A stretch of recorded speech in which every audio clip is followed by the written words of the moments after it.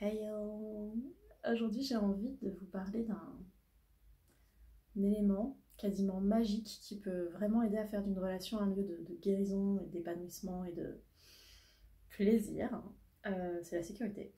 En fait, je trouve qu'on parle pas assez de sécurité quand on parle d'un couple fonctionnel ou une histoire d'amour qui mérite d'être racontée et prise en compte et foutue dans une chanson de geste de 120 strophes qu'on se racontera dans les 1000 années à venir. On parle pas assez de ce sentiment d'entrer en contact avec l'autre et de subitement se détendre et savoir que ça va bien se passer là et qu'on risque rien dans l'absolu.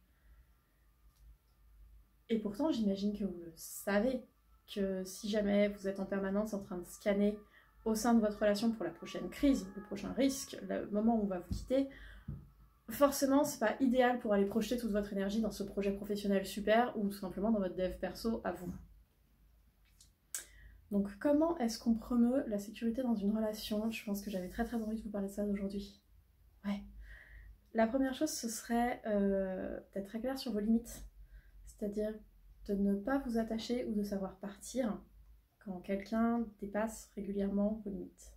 C'est ne pas accepter des jeux sur le temps de réponse au texto, ne pas accepter, si jamais ça vous déstabilise, que quelqu'un disparaisse pendant 72 heures alors que vous avez l'habitude de vous écrire tous les jours et revienne sans donner de raison.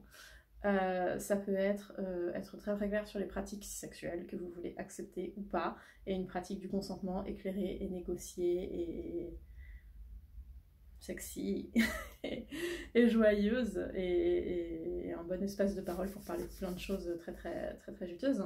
Ça peut aussi être dans le cadre d'une relation plus installée, lors de disputes notamment, faire le pacte de ne pas se dire de trucs qu'on pense pas et de jamais utiliser la menace de la rupture comme un argument pour gagner.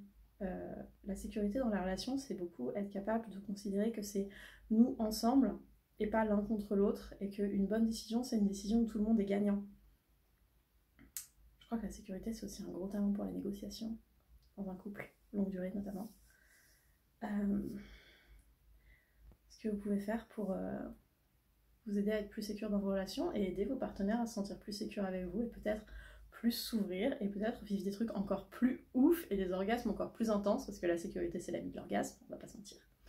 Ce que vous pouvez faire, c'est être clair sur vos limites, être clair sur vos besoins, être clair sur vos engagements et honnêtement, ouais, quelqu'un qui dit je m'engage à te traiter avec respect et à te tenir au courant de ce qui se passe et à te prendre en considération dans mes décisions importantes, c'est fou, tellement apaisant. Qu'est-ce que vous pouvez faire d'autre pour la sécurité? Vous pouvez avoir votre petit safe word et votre petit code pour faire savoir discrètement à l'autre quand ça va pas très bien et que vous auriez besoin qu'on vous extraye de la situation pour éventuellement la débriefer plus tard. Donc ouais, des règles claires, un engagement l'un vis-à-vis de l'autre, une bonne communication sur vos besoins et vos limites et vos points de vulnérabilité, et évidemment être ouvert à entendre la même chose de votre partenaire et à lui fournir la même chose, c'est absolument incroyable. Et c'est vraiment beaucoup plus fort que la passion pour moi, beaucoup plus puissant que l'amour, de savoir que cette personne qui vous aime, en plus de vous aimer, elle se contente pas d'utiliser ses sentiments comme un passe-droit pour foirer, et qu'elle comprend ses responsabilités à partir du moment où vous avez décidé de constituer une cellule ensemble. Et sérieusement, est-ce que vous accepteriez de votre employeur ou de la personne avec qui vous êtes en business qu'elle disparaisse sans prévenir ou qu'elle vous paye pas à temps? Non, je veux dire, on trouve ça tellement naturel de tenir nos engagements et de respecter des règles solides et claires et explicites dans toutes nos relations. Pourquoi est-ce que ce serait différent dans les relations avec les gens qu'on aime?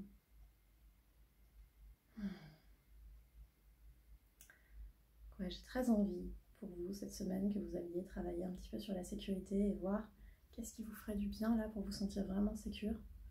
Et aussi si vous êtes en ce moment dans une relation qui vous fait vous sentir hyper vigilante et hyper fragile, que vous trouviez la puissance en vous de vous rendre compte que c'est pas ok. Et soit de poser vos limites, soit de vous en aller. Et je vous promets que ça existe des relations où on prend soin de vous et que vous méritez clairement pas moins. À très bientôt.